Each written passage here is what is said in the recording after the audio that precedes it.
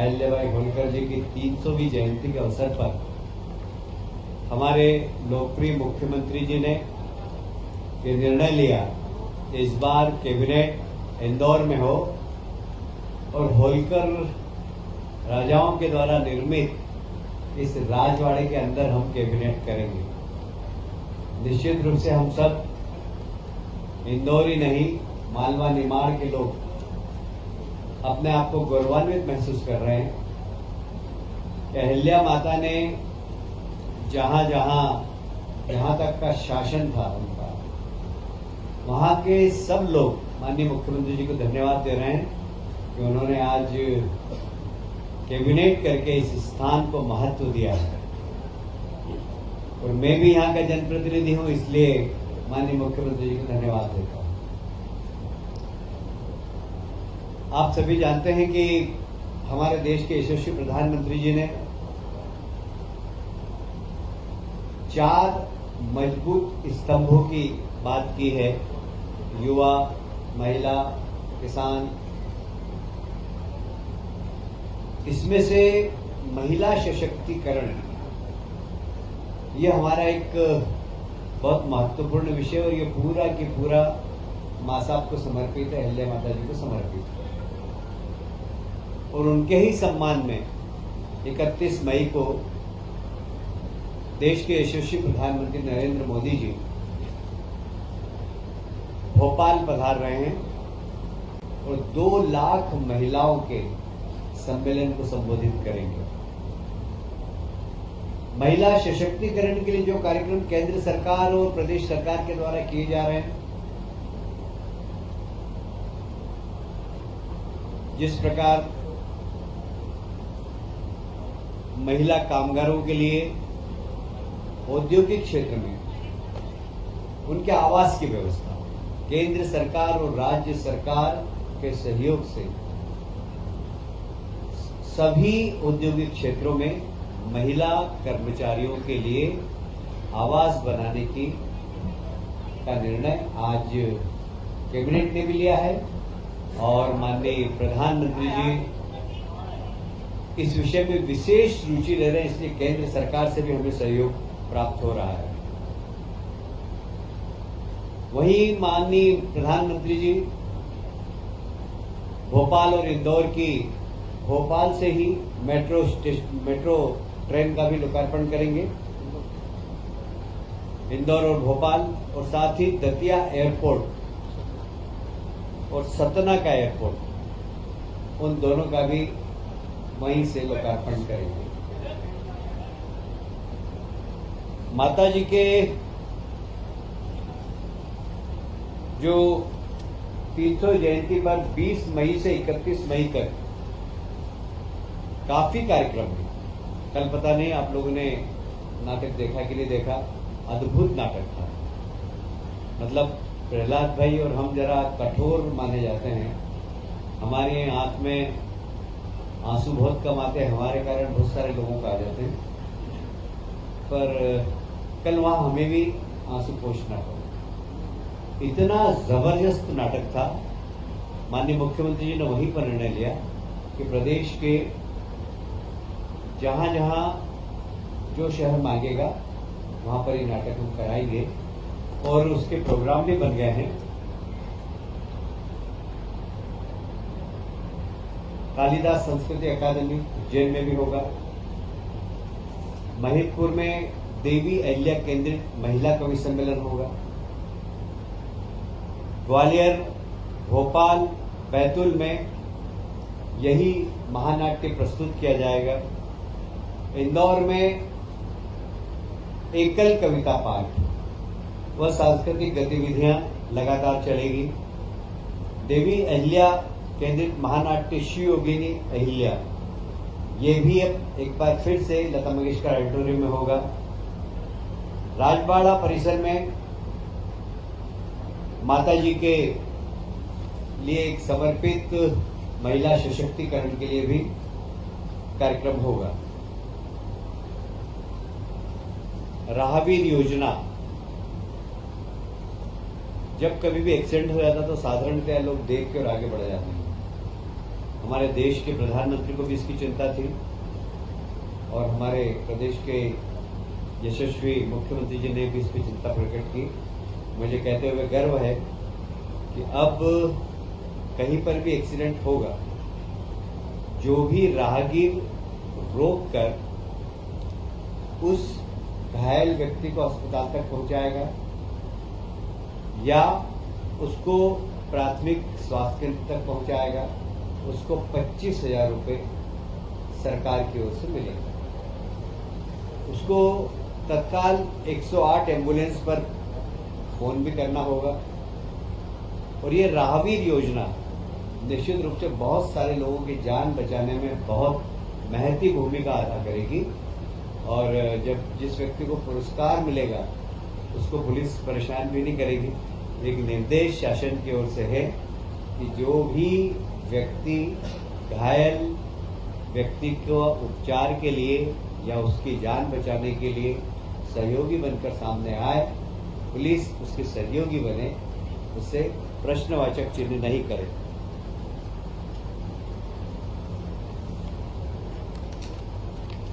आप सभी जानते हैं कि हमारी सरकार किसानों को उनकी आय दुगनी हो और इसलिए आपने देखा होगा कि एमएसपी हम लगातार बढ़ा रहे हैं। जहां एमएसपी बढ़ा रहे हैं वहां पर हम किसान के उत्पादन को खरीद भी रहे हैं और इसलिए इस बार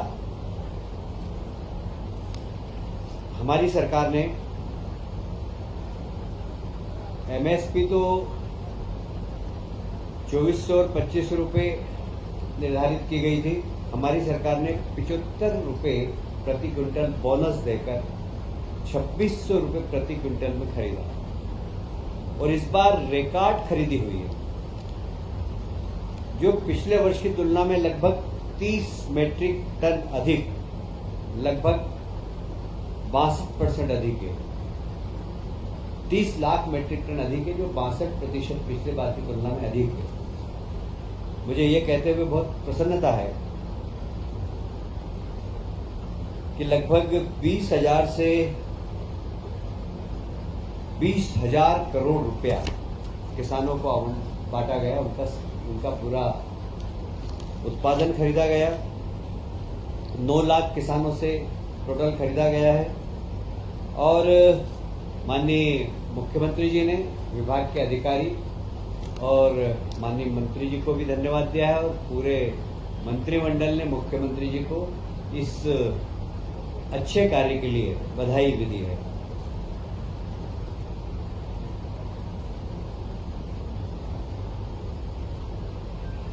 शायद आपको स्मरण होगा कि सीतामऊ में पिछले माह किसान सम्मेलन हुआ था और इस किसान सम्मेलन का उद्देश्य, किसान समागम का उद्देश्य यही है कि कृषि आधारित उद्योग को हम बढ़ावा दें और आधुनिक खेती कैसे की जाए, साथ ही प्राकृतिक और ऑर्गेनिक खेती कैसे की जाए। वहाँ न सिर्फ प्रशिक्षण दिया जा रहा है, इसका मार्केट भी डेवलप हो, इसके लिए किसान समागम पिछले समय बहुत सफलतापूर्वक सीतामऊ में संपन्न हुआ है। दूसरा हमारा इसी प्रकार का किसान समागम नरसिंहपुर में 26 से 28 मई के बीच में होगा, जहां कृषि आधारित उद्योग पर चर्चा होगी। उसी प्रकार क्रॉप पैटर्न बदलने का मार्गदर्शन देंगे उन्हें, किसान उन्नत हो, किसान की आय डबल हो और ऑर्गेनिक और प्राकृतिक खेती की तरफ किसान जाए, इस दिशा में उनको प्रशिक्षण देने का काम इसमें होता है। और साथ ही वैल्यू एडिशन कैसे हो सकता है, गांव के अंदर ही छोटे उद्योग, बड़े उद्योग, किसान सिर्फ उत्पादन नहीं करे, रोजगार देने वाला व्यक्ति भी बने, इसके लिए भी वहां पर प्रशिक्षण देने का काम हम लोग करने वाले हैं।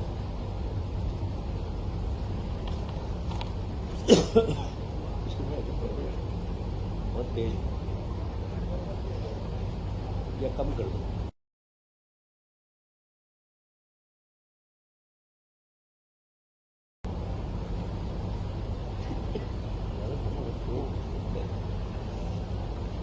मित्रों, आप सभी जानते हैं कि शहरों का विकास बहुत तेजी से हो रहा है और कई बार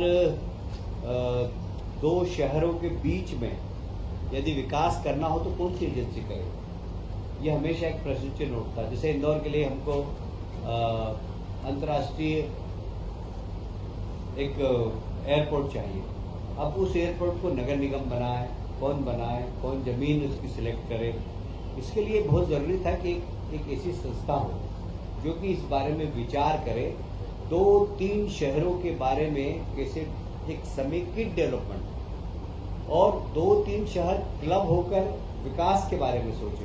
इसके लिए महानगर काउंसिल का एक, जब संविधान का 74वां संशोधन हुआ था उस वक्त संविधान में ये गाइडलाइन थी कि शहरों को एक महानगर परिषद बनाना चाहिए। तो हमने भी आज की कैबिनेट में महत्वपूर्ण निर्णय लिया है, जिसमें इंदौर, भोपाल, उज्जैन, जबलपुर, ग्वालियर मेट्रोपॉलिटन विकास प्राधिकरण बने। अब अभी एक हमने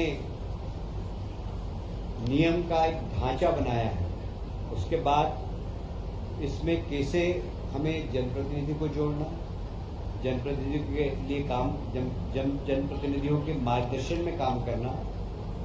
यह जब प्राधिकरण बना है तो इसका काम सिर्फ 2 संस्थाओं के बीच में गैप फिलिंग का है। इससे नगर निगम का काम प्रभावित नहीं होगा, प्राधिकरण का काम प्रभावित नहीं होगा, वो अपने क्षेत्र में काम करते रहेंगे। बाकी हम एक सहयोगी संस्था बनकर काम करेंगे और इसके चूंकि मुख्यमंत्री इसके चेयरमैन होंगे और इसलिए ये प्राधिकरण शहरों को व्यवस्थित विकास, जो जैसे अब इंदौर के आसपास हम बात करते हैं, इंदौर, उज्जैन, धार, कुछ हिस्सा देवास का, कुछ हिस्सा हम धार का, इसे सबको मिलाकर एक मेट्रोपॉलिटन काउंसिल बना रहे हैं और उसके पूरे समुचित विकास का, ट्रांसपोर्टेशन कैसा होगा, 25 साल बाद वहाँ आवागमन कैसा होगा, कितने व्हीकल होंगे, तो हमें उस हिसाब से अभी से सड़कों का प्लान है। यहाँ पानी की आवश्यकता कितनी होगी, तो अभी से हम पानी के सोर्सेज के बारे में हम अभी से उसके बारे में सोचेंगे कि समुचित मेट्रोपॉलिटन एरिया के अंदर पीने का पानी कितना लगेगा। यदि उस क्षेत्र के अंदर खेती है तो खेती किसान को पानी समुचित रूप से मिल सके, क्योंकि हमारे खेत को पानी देने का हमने संकल्प लिया। तो ये सब काम मेट्रोपॉलिटन काउंसिल करेगी और इसके 3 चरणों में इसकी कमेटी है। 2 चरणों के चेयरमैन मुख्यमंत्री होंगे, 1 चरण के माध्यम तीसरी हमारी काउंसिल बनेगी, उसमें लोकल शहर के सांसद, कमिश्नर, सारे जनप्रतिनिधि होंगे। इसमें जनप्रतिनिधियों का मार्गदर्शन और जितने विधायक इस क्षेत्र के हैं वो सब कभी भी आकर किसी भी प्रकार का कोई सुझाव देना चाहें तो दे सकेंगे। कुल मिलाकर इसका उद्देश्य है कि 2 संस्थाओं के बीच में फिल अप द गैप, जो गैप भरने का एक काम करेगी और विकास तेज गति से इस दिशा में काम करेगी।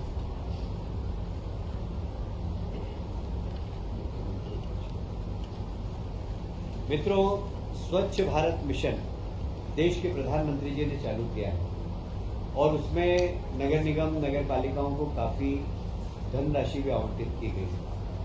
अब जो भारत सरकार का स्वच्छ भारत मिशन में है 2.0 में बहुत सारे ऐसे प्रावधान है जो नंबर 1 में नहीं थे और इसलिए उन प्रावधानों की कमी दूर करने के लिए, जैसे मैं एक उदाहरण दूंगा कि पहले स्वच्छ भारत मिशन के माध्यम से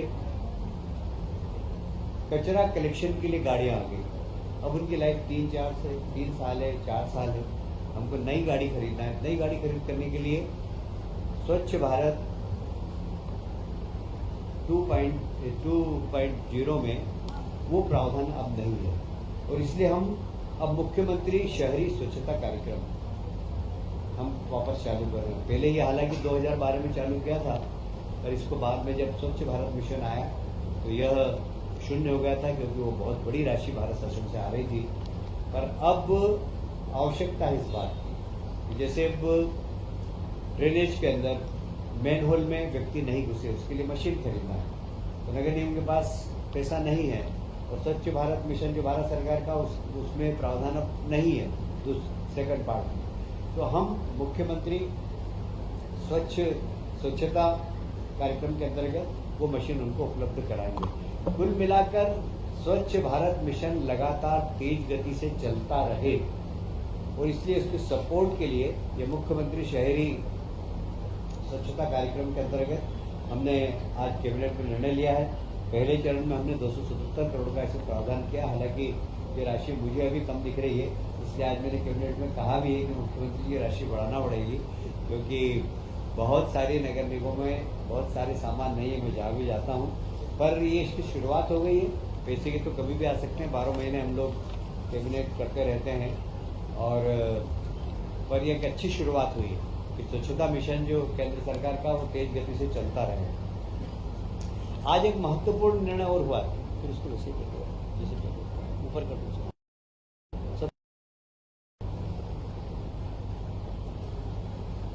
लोक माता देवी अहिल्या माता जी को समर्पित, क्योंकि आप सब जानते हैं लोक माता अहिल्याबाई ने उस समय रोजगार देने के लिए बुनकरों को महेश्वर में साड़ी बनाने का प्रशिक्षण दिया था और आज भी महेश्वर की साड़ी विश्व विख्यात है।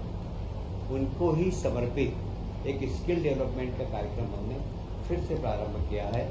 इस कार्यक्रम के अंतर्गत जरूरतमंद व्यक्ति को बैंक ब्याज से 1000 रुपये प्रति वर्ष की छूट दी है। साथ ही तो उसको ब्याज की छूट भी देंगे। योजना में 100 करोड़ का प्रावधान है। इसमें युवा, महिलाएं सभी सम्मिलित हो सकते हैं और इस स्किल डेवलपमेंट के माध्यम से जब व्यक्ति रोजगार मूलक प्रशिक्षण प्राप्त करेगा तो खुद रोजगार देने वाला भी बन सकता है। जैसे प्रधानमंत्री हमेशा कहते हैं कि रोजगार मांगो मत, रोजगार दो। यह योजना महिला हो या पुरुष उनको रोजगार देने वाला बनाएगी। ये एक बहुत अच्छी योजना आज माननीय मुख्यमंत्री जी के नेतृत्व में कैबिनेट ने पारित की है, जिसमें हमारे बेरोजगार युवाओं को, विशेषकर महिलाओं को बहुत इसका लाभ होगा। आप सभी जानते हैं कि आदि शंकराचार्य जी ने पूरे देश में भ्रमण किया था और एक सनातन धर्म के लिए एकात्मता के लिए, हिंदू धर्म की एकात्मता के लिए उन्होंने बहुत काम किया और विशेषकर ऐसी मान्यता है कि ओंकारेश्वर में उन्होंने साधना की थी और वहीं पर उनको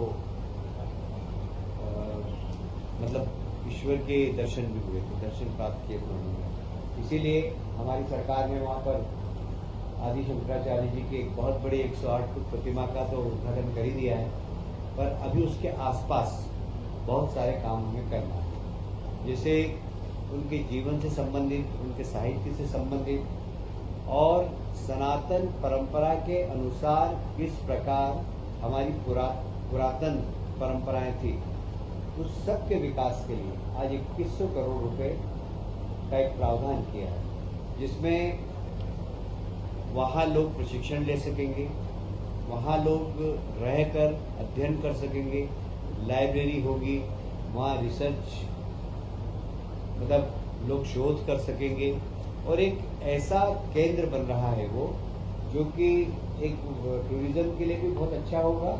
विशेषकर जो भारत की सनातन परंपरा को अगर जानना चाहता होगा तो दुनिया भर के लोग आकर वहाँ पर रह सकेंगे। तो उन सब के लिए छोटे हॉल, बड़े हॉल, मीटिंग हॉल, रहने की व्यवस्था, लगभग 1000 लोग वहाँ रह सकें उस प्रकार की हॉस्टल भी बन रही है। वहाँ अलग अलग प्रकार की कुछ 5 स्टार टाइप कमरे बनेंगे, कुछ सामान्य कमरे बनेंगे। एक बड़ा संस्कृति केंद्र सनातन धर्म का वहाँ पर बनने जा रहा है। इसके लिए 2100 करोड़ रुपए आज कैबिनेट ने मंजूर किए हैं और ये एक पर्यटन के क्षेत्र में बड़ी क्रांति लाए। जैसे कि उज्जैन में हमने महाकाल लोक बनाया और उसके बाद वहाँ पर दर्शकों की संख्या लगभग 30 से 40 गुना बढ़ी है और वहाँ की अर्थव्यवस्था का चक्र 10 गुना बढ़ा। मतलब इकोनॉमी पूरी उज्जैन की पर कैपिटा इनकम बढ़ गई। तो ये भी निमाड़ के क्षेत्र में जब पूरा बन जाएगा, वहां पर 3D सिस्टम के माध्यम से आदि शंकराचार्य ने पूरे देश में घूमकर किस प्रकार ऐसा लगेगा उनको कि हम आदि शंकराचार्य के युग में आ गए। इस प्रकार का एक संग्रहालय बनेगा वहाँ पर, लोग उसको निश्चित रूप से देखेंगे ही। जो जाएगा वो एक बार नहीं बार बार देखेगा और सारे देश का वो आकर्षण का केंद्र बने, एक अच्छा पर्यटक स्थल बने। इस दिशा में हम काम कर रहे हैं। ये एक बहुत महत्वपूर्ण निर्णय आज कैबिनेट में हुआ है।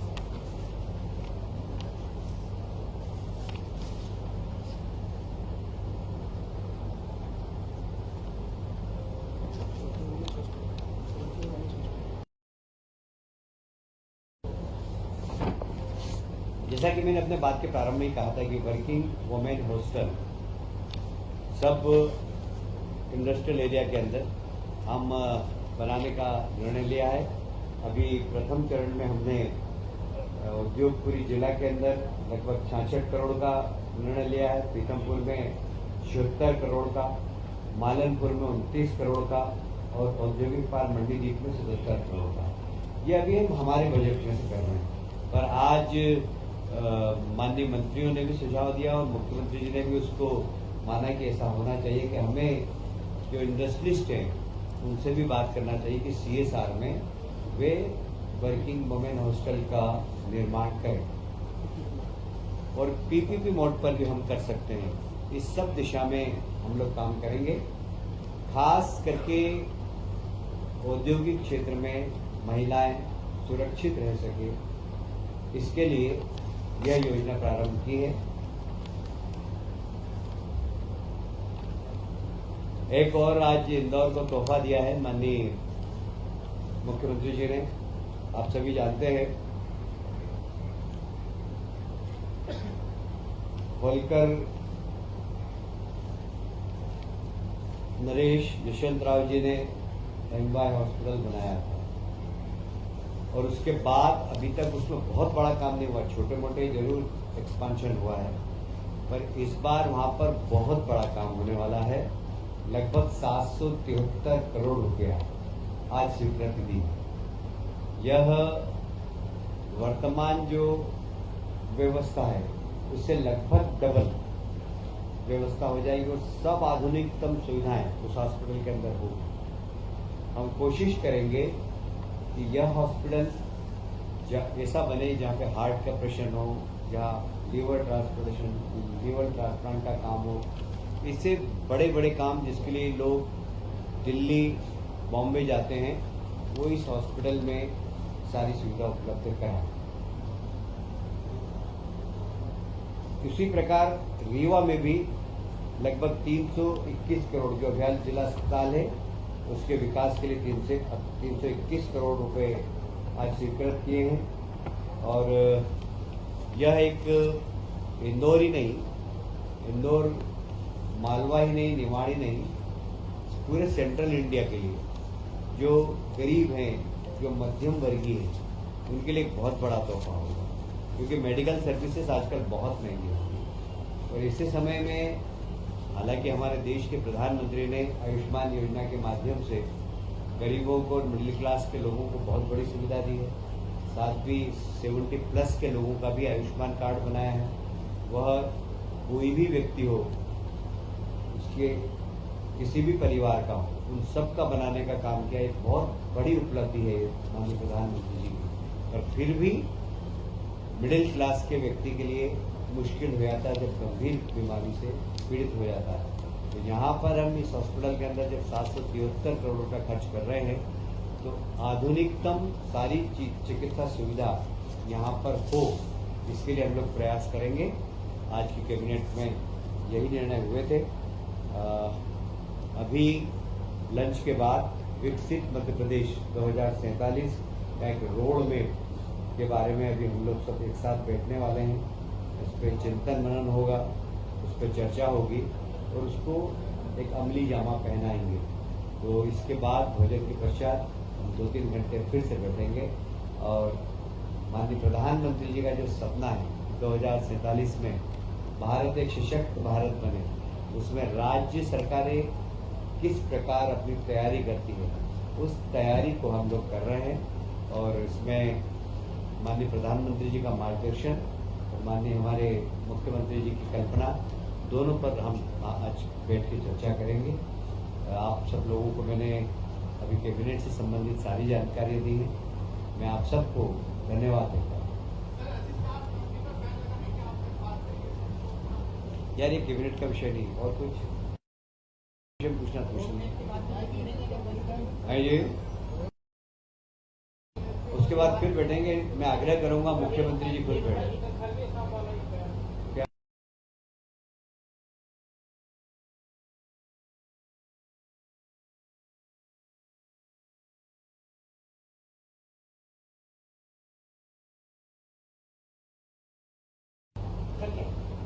देखिए खड़गे जी जो बयान देते हैं, अब मैं बहुत वरिष्ठ है, उनके बारे में कुछ टिप्पणी करूँ तो अच्छा नहीं, पर हमेशा एक बात का ध्यान रखना चाहिए, कोई सा भी राजनीतिक दल कि नेशन फर्स्ट।